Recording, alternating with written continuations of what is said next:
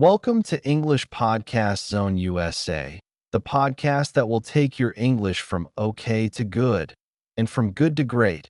I am Marco, your host for this show. Today's episode is for advanced learners, the cello that spoke once upon a time. There was a talented cello player. She loved her cello like a son and practiced on it for hours every day.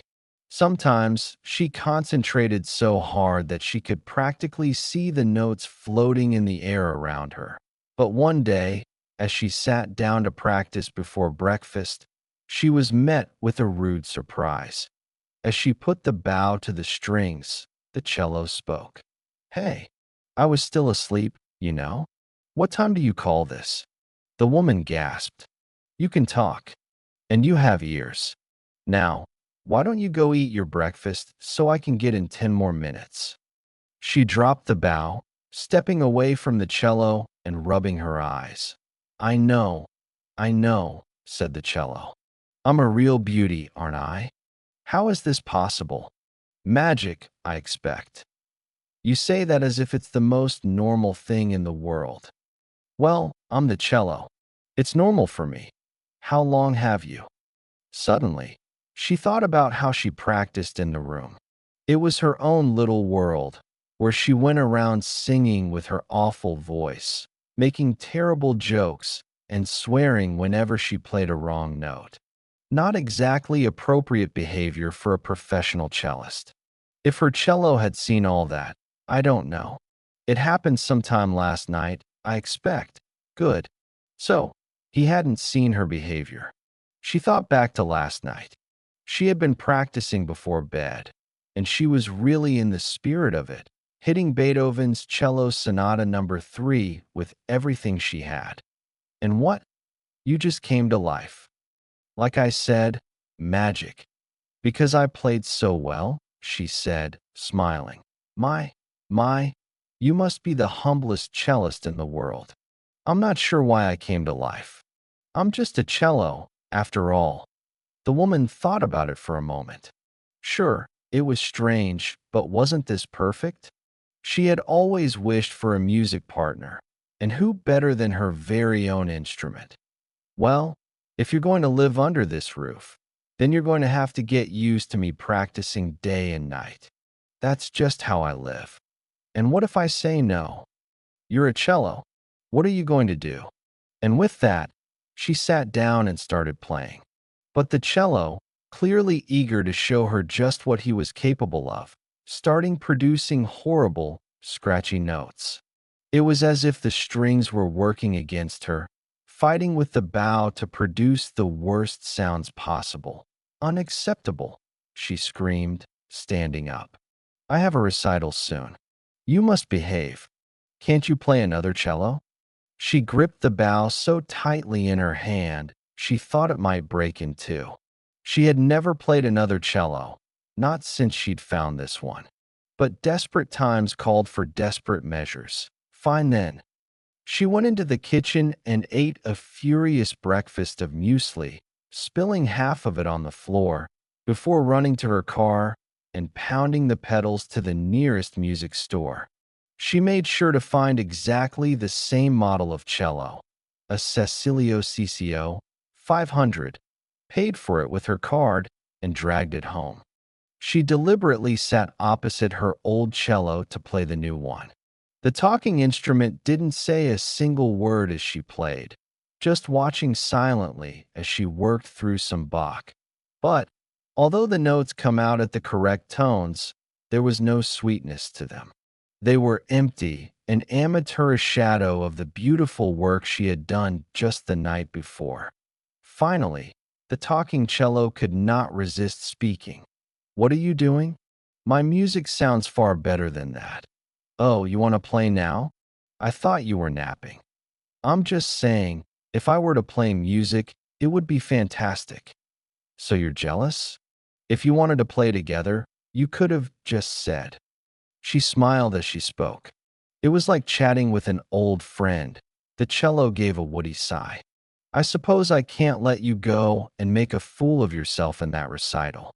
You can play me, but under one condition. For someone who's been alive less than 24 hours, you sure are demanding. It's my brand, dear. I'm a professional cello. Now, as I was saying before you so rudely interrupted me, there is just one condition. This will be the last time you play me. What? Said the woman, letting her newly purchased cello fall to the floor. After you do, you will take me to the forest and leave me there. The forest? Why would you want to go there? I'm made out of wood, aren't I? I want to return to where I was born. Oh, I wish you had never come to life. I must be the unluckiest musician in the world. Talent comes with a price, sweetheart. The woman pressed her lips together. She had loved her cello, poured her heart and soul into it, and apparently, that was a mistake. Things would never be the same again. She looked down at the second Cecilio on the floor. For all intents and purposes, it was exactly the same as her old one, although much cleaner and newer. Could she learn to love a new instrument as she had her old one? Fine then. I agree to your plan. But secretly, she decided that this wouldn't be the last time. There was no way she could give up on this cello, which she had formed such a tight bond with. Her music would suffer if she did. No, instead she would show him why he had come to life. She would play so spectacularly that he would fall in love with the music as much as she did. There was no way he could produce sour notes forever as the two began preparing for the recital. Every day, they played together for many long hours. Thankfully, the cello cooperated and produced beautiful music, although he had to politely remind his player to go to the toilet, eat, and even shower, or she'd spend all day sat down with a bow in hand. I don't understand you, said the instrument. Don't you feel hunger? Don't you smell yourself when you haven't showered for 2 days? When I start playing, I forget everything else. After many grueling days of practice, the recital finally came. The cellist put on her finest clothes, carefully packed up her instrument, and drove to the music hall. How are you feeling? She asked the cello as she drove. She had put the case on the seat next to her, like a real person. I'm nervous. Oh. She felt a bit relieved. She thought he would be making fun of her. I'm thinking about what it will be like in the forest. Will the trees accept me? I look so different to them. The cellist's heart sank. He was thinking of that now. Anyway, let's get this over and done with, said the cello. The musician forced a smile. We're going to knock them dead. Despite the conflict between them, the performance went fantastically. The hours of practice had paid off, and the cellist managed to recreate the ecstasy she'd experienced that night when she'd brought her instrument to life. Normally, her nerves prevented her from bringing through the joy she felt in practice. But this time, she shone as bright as a star. As soon as she played the final note, a huge round of applause exploded from the crowd. They cheered and clapped for several minutes, giving her a standing ovation. The musician just stared at them, her mouth open, as if she couldn't believe it was real. Afterwards, she was rushed by photographers, journalists, and fans, all the while gripping the cello and bow in her hands. It was only when she reached her car, several hours later, that she remembered the promise. You still want to go to the forest? She said, half hopeful that he would have changed his mind.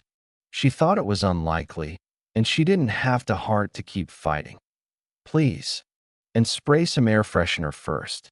Those reporters were so sweaty. She laughed, did as she was told, and drove to the forest.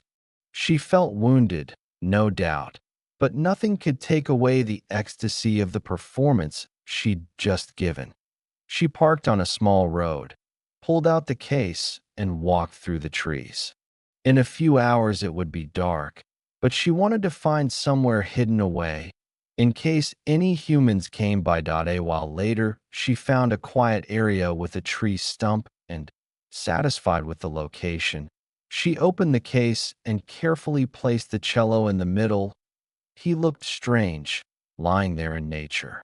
He was made of the same wood that he rested on, and yet everything about him was unnatural.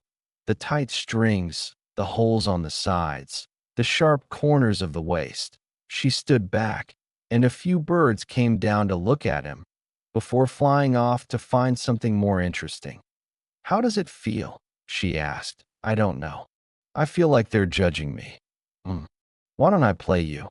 They'll love you once they hear your beautiful voice. Fine then. One last song." So she picked up the bow and cello, sat down on the stump, and started playing the "It was the most beautiful song of her life." Rather than the world disappearing around her, she felt like she became one with it, the notes melting together with the bird song and the sounds of the leaves. The music echoed out against the trees, shaking their branches. It pounded through the cold earth. It sang in the hearts of all the animals and became the very wind itself. When they finished, the cellist shed a tear. "I suppose I better leave you now." She stood up, carefully returned the cello to the stump, and walked away. She couldn't bear to look back, or she would break down crying. "Wait," said the cello. She turned around. Through the leaves above, a ray of light shone down on the instrument, lighting him up like an angel. "I've changed my mind. I'll come home with you. I'll let you play me." "Really?" Her heart flew in the air. "I mean, a cello in a forest looks pretty stupid, doesn't it?" She laughed and the tears started to fall. She struggled to put the cello back in the case, her hands shaking as she did so. Once they were back in the car, she asked the question she had been thinking about ever since the cello first talked to her. "Why didn't you want to play it first? You do it so beautifully. We all have our talents, but that doesn't mean we run towards them." It was hard for her to identify with that idea. She had always embraced the music ever since she discovered it. "I'll admit it. I was a bit worried about you. You were obsessed with music. You still are. But feeling you play me, I don't think anyone could take the music out of you." She reflected on her life. To her, it was perfect, but she had struggled a lot to get there. To her friends and family, she was a disaster, barely capable of looking after herself. When she entered her music room and played, the hours and days flew by.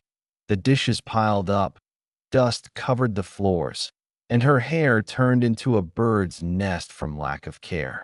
She barely went out, and the only attempts at romance she'd had ended in her dates running away to avoid hearing her say one more thing about music. When she was a child, a few years after she started playing, her mother stole the instrument and hid it in the attic, in an attempt to make the girl engage with the outside world and make some friends.